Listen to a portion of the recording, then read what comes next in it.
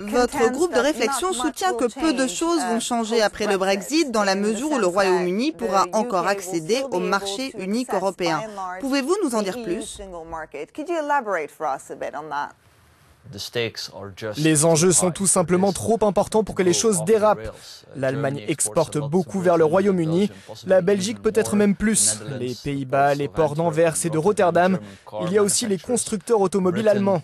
On peut bien sûr menacer la Grande-Bretagne d'imposer des restrictions à son industrie financière, mais ensuite si la Grande-Bretagne instaure des barrières douanières pour les pays du continent, cela détruira beaucoup d'emplois sur place. Donc personne n'a vraiment intérêt à lancer une guerre commerciale.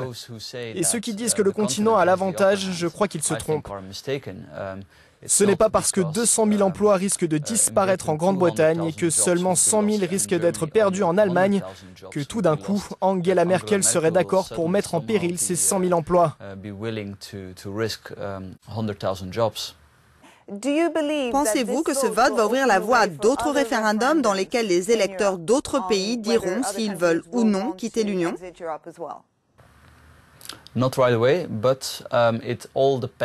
Pas dans l'immédiat, mais tout dépend de la manière dont l'Union européenne réagit au Brexit. Si elle essaye de continuer de faire ce qui marche, à savoir lever les barrières commerciales, je dirais qu'elle gagnera en popularité, en particulier si elle arrête de faire ce qui entraîne constamment des oppositions.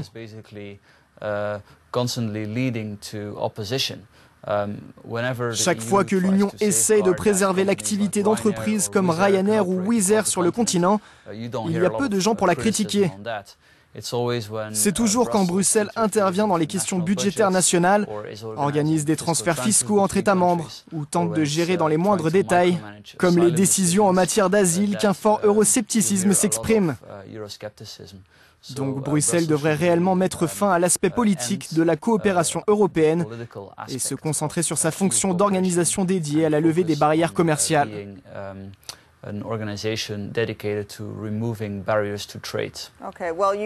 Vous semblez très en faveur du libre-échange, mais des citoyens européens vous diront que la liberté de circulation des personnes est le sujet qui leur importe le plus, et le Brexit pourrait l'abolir en partie. La liberté de circulation fait effectivement partie de cette notion de libre-échange et je pense que c'est un aspect très bénéfique de la coopération en Europe. Mais malheureusement, il y a une majorité de gens, pas seulement en Grande-Bretagne, mais aussi dans de nombreux États membres, qui ont beaucoup de problèmes avec ça. Donc je crois que pour sauvegarder le plus possible cette liberté de circulation, il est peut-être nécessaire de faire des compromis. Par exemple, on a vu l'an dernier comment a été sauvé l'accord sur la circulation sans passeport au sein de l'espace Schengen. La Commission européenne a effectivement fait du bon travail en étant flexible. Elle a autorisé les pays à rétablir temporairement des contrôles à leurs frontières et cela a certainement contribué à du moins stabiliser la crise des réfugiés. Et le plus important, c'est que cela a probablement sauvé l'espace Schengen. Donc si l'Union veut survivre, elle devra être flexible.